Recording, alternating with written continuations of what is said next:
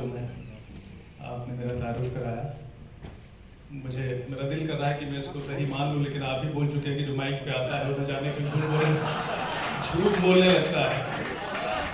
और ये मैंने अपने लिए नहीं कहा था, ये जो मेरे अलावा जो माइक पे आता है वही हरकतें करता है, मैं तो सच्चा आदमी। तो मुझे समझ में नहीं आ रहा सही मानूं कि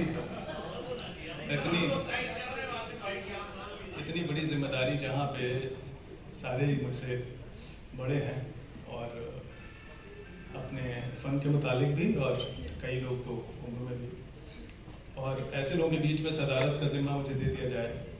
तो हम कहते हैं भाई कुछ फुल टाइमर होते हैं, कुछ पार्ट टाइमर होते हैं। तो हम लोग पार्ट टाइमर हैं, और उस पर भी आप जब यहाँ बिठा देते हैं तो और थोड़ी घबराहट होने लगती है कि भाई ऐसे जो दुनिया में जिनका लोहा है। शबीना जी खास तौर से, मैं शबीना का जिक्र करना चाहूँगा क्योंकि इनके बाद जो है वो मुझे बुलाया गया, क्योंकि मैं सदारत कर रहा था इसलिए शायद। तो शबीना के बाद जो है वो मंच पे आना और शायरी करना और जमना, ये बहुत मुश्किल काम होता है। लेकिन क्या करें, अब हम लोग का काम ही मुश्किल काम है, झेलना तो पड़ेगा ही। हम लोग को तब बुलाया जाता है जब हालात बिगड़ चुके होते हैं। तो हालात जब बिगड़ चुके होते हैं तो उनको संभालने का काम बेकाबू जो हो जाता है। तो यहाँ बने हुए हालात में तो कुछ ज्यादा जोड़ना नहीं होता, क्या ऐसी भी जगह बुलाया जाता है जहाँ तो शबीना जी जो है, जो ताजगी और जो नरमी इनके नाम में है वो इनके कलाम में भी है। और इनकी मकबूलियत का आलम ये है, छोटी सी बात कहना चाहूँगा कि अभी थोड़े दिनों पहले हमारे घर में एक फंक्शन था, उधर गांव की तरफ एक महफिल सजी हुई थी। तो हमारे पिताजी भी जो है 70 साल के हैं, वो तो उनसे कहा कि आप भी कुछ सुनाइए। तो उन्होंने यही जो गजल बड़ी मशहूर है, अभी ये दौलत नहीं। और ना सिर्फ उन्होंने ये सुनाया, और बल्कि वो उन्हें एक एक शेर, एक एक लाइन, एक एक मतलब सब उनको याद है, एक मिसरा। तो ये इनकी जो मकबूलियत है, जो इनका नाम पहुंचा है, वो इनसे कभी नहीं मिले होंगे, कभी इनको जानते भी नहीं है। लेकिन जो कहते हैं कि जो एक बार हमने जब पढ़ लिया तो वो तो फिर आवाम की बात हो गई। इसलिए हम मानते हैं कि पहले ज़माना था जब कहते थे कि भाई गज़ल जो है वो अपने माशूक से गुफ्तगू है। तो हम ये मानते हैं कि गज़ल दरअसल आवाम से गुफ्तगू है। बेशक। और अगर आवाम ने आपको नहीं सुना, नहीं समझा, तो आप फिर कुछ भी होइए। और ये आज से हम नहीं सीख रहे हैं, हम अदब के स्टूडेंट हैं, हम सीख रहे हैं। जो रीतिकाल में कवि थे कवि केशव, तो कवियों का कवि कहा जाता था उनको। मुझे यकीन के साथ मैं कह सकता हूँ कि शायद मैं खुद ही PhD हूँ, मुझे एक भी लाइन उनकी याद नहीं है। और जो लोग कहीं भी बैठे होंगे उनको शायद ही याद हो, लेकिन बिहारी के दोहे, मतिराम के दोहे, घनानंद के दोहे, यहाँ तक कि भूषण जो एकदम चारण कवि थे, उनके भी तमाम पद याद हैं, क्योंकि आम फहम जबान में थे वो। उनकी बात आवाम तक पहुंची, लेकिन कवि केशव की बात आवाम तक नहीं पहुंची। तो कवियों के कवि हो सकते हैं, लेकिन आवाम के कवि नहीं, ये कहना चाह रहा हूँ। तो मैं वासिफ भाई के लिए 4 लाइन यहाँ से शुरू करता हूँ कि यूं मुझसे तारीफ है, इसको आप सच मानिएगा कि यूं मुझसे। चलिए पहले मैं क्यों आया, तो चौहान साहब, पृथ्वीराज चौहान साहब जो इस पूरे उसके पीछे एक आर्किटेक्ट हैं इस आयोजन के, इनकी बदौलत मुझे ये शाम, जो हसीन शाम मुझे नसीब हुई है, मैं इनका शुक्रिया अदा करना चाहता हूँ। विशाल को मैं नहीं जानता था, विशाल को ये लेके आया था मेरे पास, अब मैं जान गया हूँ उनको कि ये अच्छा आयोजन भी करते हैं। मेरी चाय अभी तक ये लोग नहीं मिले, हालांकि मैं पीता नहीं हूँ चाय, मैं चाय नहीं पीता हूँ, लेकिन कम से कम हमारे साथियों को चाय मिलनी चाहिए थी। तो यूं मुझसे ताल्लुक वो छुपाता भी नहीं, यूं मुझसे ताल्लुक वो छुपाता भी नहीं है, पर हाले जिगर खुल के बताता भी नहीं।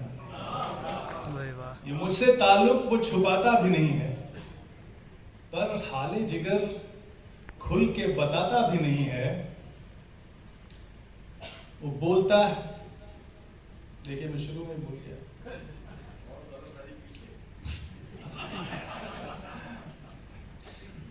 चलिए मैं उसको देख के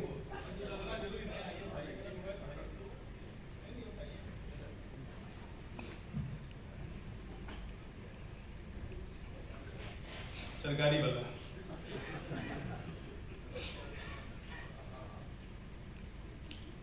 चलिए याद आ गया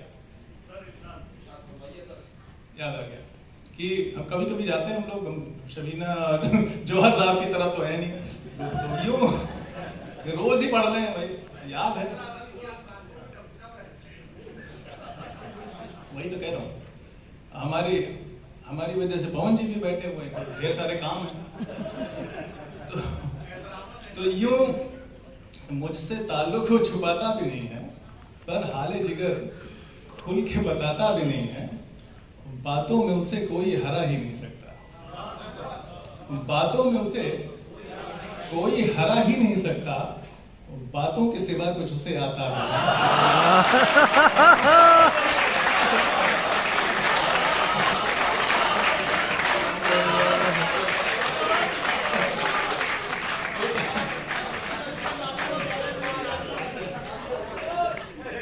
यूं मुझसे ताल्लुक को छुपाता भी नहीं, यूं मुझसे ताल्लुक वो छुपाता भी नहीं है, पर हाले जिगर खुल के बताता भी नहीं है, बातों में उसे कोई हरा ही नहीं सकता, बातों में उसे कोई हरा ही नहीं सकता, बातों के सिवा कुछ उसे आता भी नहीं। अब शबीना जी के बारे में 4 लाइन पढ़ देता हूँ कि रंग, मैं सोचा था कि अच्छा पढ़ूंगा तो रंग जमेगा, तो रंग महफिल में घोलने न दिया, रंग महफिल में घोलने न दिया, राज सीने के खोलने न दिया, रंग महफिल में घोलने न दिया, राज सीने के खोलने न दिया, आज बारी हमारी थी लेकिन, आज बारी हमारी थी लेकिन, आज भी उसने बोलने न दिया।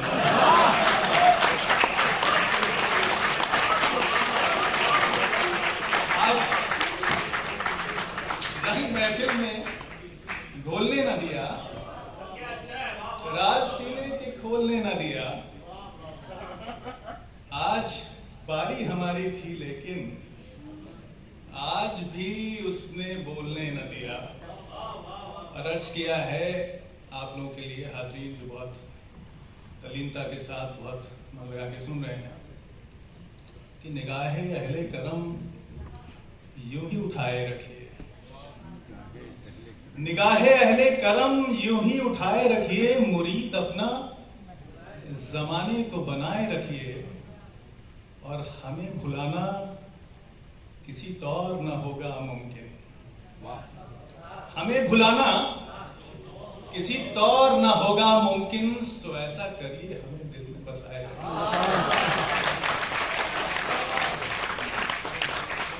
सो ऐसा करिए हमें दिल में बसाए रखिए। और कुछ कुछ टुकड़े बात को सुनाता हूं कि तमाम शहर का किस्सा बना दिया मुझको, तमाम शहर का हिस्सा बना दिया मुझको, मैं क्या था और ये कैसा बना दिया मुझको,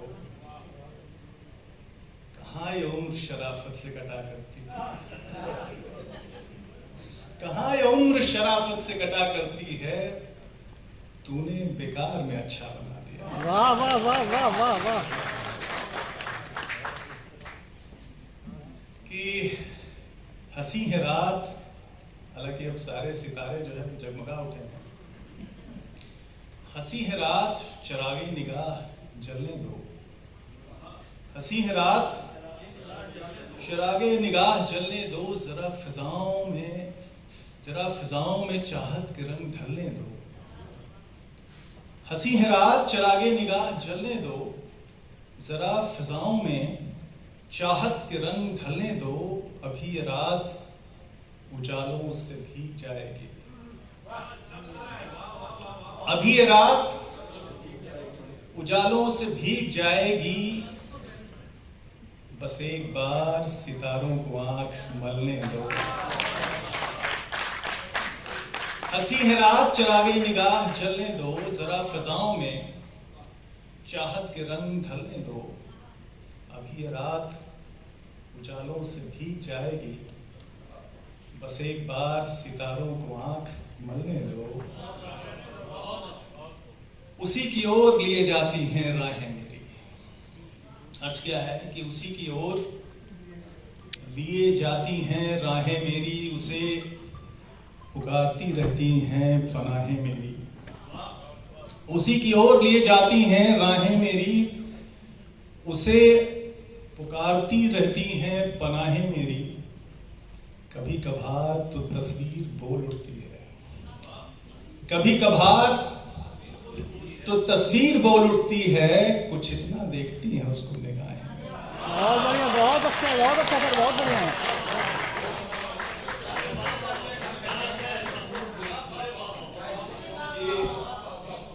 उसी की ओर लिए जाती हैं राहें मेरी, उसी की ओर लिए जाती हैं राहें मेरी, उसे पुकारती रहती हैं पनाहें मेरी। कभी कभार तो तस्वीर बोल उठती है, कुछ इतना देखती हैं उसको निगाहें मेरी। उसी का अक्स मेरी आंखों में लरसता है, उसी का अक्स मेरी आंखों में लरसता है। उसी का ख्वाब मेरे चश्मे नम में सजता है, उसी का अक्स मेरी आंखों में लरसता है। उसी का ख्वाब मेरे चश्मे नम में सजता है। वो बोलता है तो खिलते हैं अमलतास के फूल, हाय हाय। वो बोलता है तो खिलते हैं अमलतास के फूल, वो चुप रहे तो कोई जल तरंग बसता है। वाह वाह वाह। अब वो शबीना जब पढ़ रही थी तो शायरी तो इनकी सबको पता है, तो मैं देख रहा था कि संगीत कितना आ गया है इनके पढ़ने में। तो जो संगीत का इनका अंदाज था, जो गायकी थी, उसने आपको और दूर तक पहुंचाया। तो वो वही एक म्यूजिकल ये पोइट्री है जो मैं पढ़ रहा हूँ। जी जी।